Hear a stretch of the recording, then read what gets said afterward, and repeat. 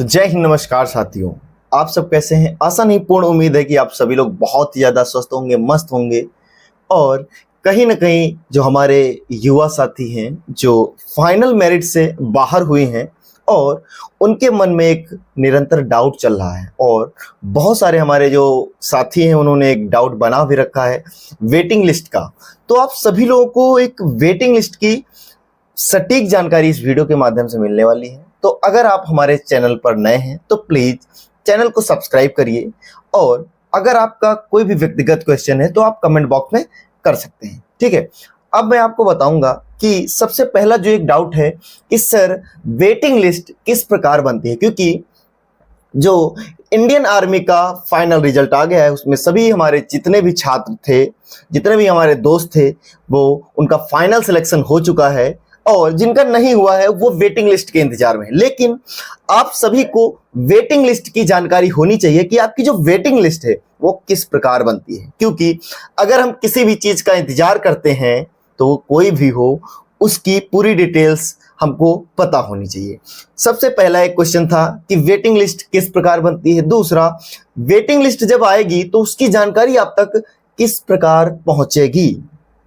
ठीक है, तो साथियों सबसे पहले मैं आप सभी को बता दूं कि वेटिंग लिस्ट क्या होता है कि जब आपका डिस्पैच होता है या फिर डॉक्यूमेंट्स वेरिफिकेशन होता है, या फिर बोल सकते हैं कि जब ज्वाइनिंग हो जाती है उसके बाद वेटिंग लिस्ट बनती है। ठीक है, उसमें क्या होता है कि बहुत सारे हमारे ऐसे युवा साथी होते हैं जो भारतीय सेना को ज्वाइन नहीं करते, पेपर को तो क्रैक कर लेते हैं लेकिन जॉब नहीं करना पसंद करते। बस एक उनका पर्पज रहता है कि मैं एक बार इंडियन आर्मी का एग्जाम क्वालिफाई करूं, रनिंग क्वालिफाई करूं, और ज्वाइनिंग लेटर हमारे हाथ में होना चाहिए, और मैं भारतीय सेना को ज्वाइन नहीं करने वाला। ठीक है, सबसे पहला रीजन मैं आप सभी को बताना चाहूंगा कि प्रत्येक एआरओ व जेडारो में क्या होता है कि पैरा कमांडो की वैकेंसी होती है। ठीक है, लगभग 8 से 10 वैकेंसी पैरा कमांडो की होती हैं। तो जो हमारे युवा साथी पैरा कमांडो को ज्वाइन करते हैं उनको क्या होता है कि जब वो ज्वाइन कर लेते हैं तो उसके बाद जो वो सीट्स खाली होती हैं वो वेटिंग लिस्ट में आती हैं। ठीक है, अभी मैं बताऊंगा कि वेटिंग लिस्ट में किन लोगों का चयन होगा और किसको प्रायोरिटी ज्यादा मिलने वाली है। लेकिन इस बार वेटिंग लिस्ट में जो रोल नंबर है वो कुछ ज्यादा शो होने वाले हैं।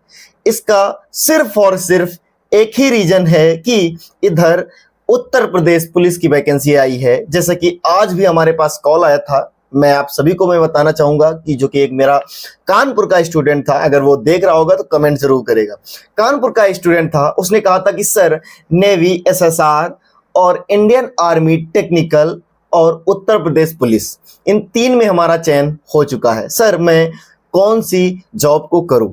सर क्या यूपीपी में जब मेडिकल होगा तो उसमें मैं आउट तो नहीं हो जाऊंगा? तो मैंने उसको बताया, बेटा अगर आपने इंडियन आर्मी के मेडिकल को क्वालिफाई किया है तो आप यह समझ लीजिए कि पूरे भारत में किसी भी मेडिकल जांच को आप बहुत ही आसानी से क्वालिफाई कर लेंगे, क्योंकि इंडियन आर्मी से ज्यादा किसी भी मेडिकल जांच में इतना बारीकी से नहीं देखते। और मैंने उसको सजेस्ट किया कि अब आप उत्तर प्रदेश पुलिस को ज्वाइन करिए। ठीक है, इसी प्रकार से प्रत्येक एआरओ और जेडारो में क्या होंगे कि बहुत सारे ऐसे युवा साथी होंगे जो यूपी पुलिस को ज्वाइन करना पसंद करेंगे। दूसरा, एसएससी जीडी। ठीक है, आप सभी को एक वो प्रोफार्मा टाइप का मिल जाएगा जिसमें लिखा होगा कि कौन कौन सी ट्रेड है।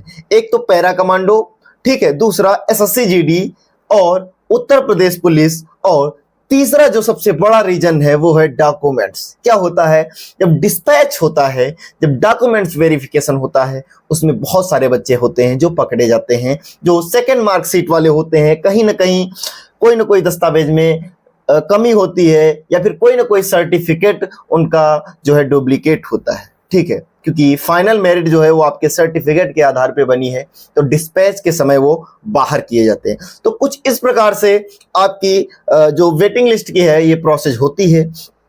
अब आपका जो वेटिंग लिस्ट है उसमें नाम किन लोगों का आएगा। जैसे आपके एआरओ की मेरिट 174 गई है, तो 174.1, 174.4, 174.9 या फिर 175 के आसपास के जितने भी बच्चे होंगे उनको लिया जाएगा। ठीक है, ये होता है वेटिंग लिस्ट का प्रोसेस, जो आपके कट ऑफ के जितना ज्यादा नजदीक बच्चा होगा और जितनी सीट्स होंगी उनको ले लिया जाएगा।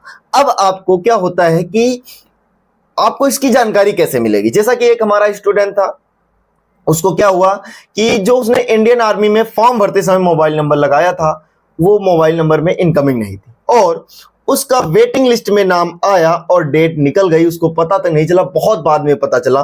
तो आप सभी से एक रिक्वेस्ट है कि जब आप फॉर्म फिल करें तो मोबाइल नंबर वही डालें जो परमानेंट आपका चालू हो, ठीक है। ऐसी गलती नहीं करना, या तो आपको जेडारो या फिर एआरओ के साइड से कॉल आएगा या फिर ईमेल मैसेज आएगा, सिर्फ और सिर्फ दो ही चीजें होती हैं, कॉल या फिर ईमेल मैसेज आएगा, ज्यादातर तो कॉल ही आता है। तो इस प्रकार से आपको इंफॉर्मेशन मिल जाती है। और अब मैं आप सभी को बताना चाहूंगा कि वेटिंग लिस्ट की जो पीडीएफ होती है उसको सबसे पहले प्राप्त करने के लिए आप हमारे Telegram channel Sitapur physical academy को ज्वाइन कर लीजिए। वहां पर भारतीय सेना से रिलेटेड सबसे फास्ट अपडेट आपको सीतापुर फिजिकल एकेडमी के टेलीग्राम चैनल पर मिल जाएगी। लिंक आपको व्हाट्सएप पे भी मिल जाएगा, आप व्हाट्सएप चैनल भी ज्वाइन कर लीजिए, वहां से भी आपको तमाम जानकारी प्राप्त होती रहेंगी। साथियों, मिलते हैं एक बार नई इंफॉर्मेशन के साथ, तब तक के लिए जय हिंद।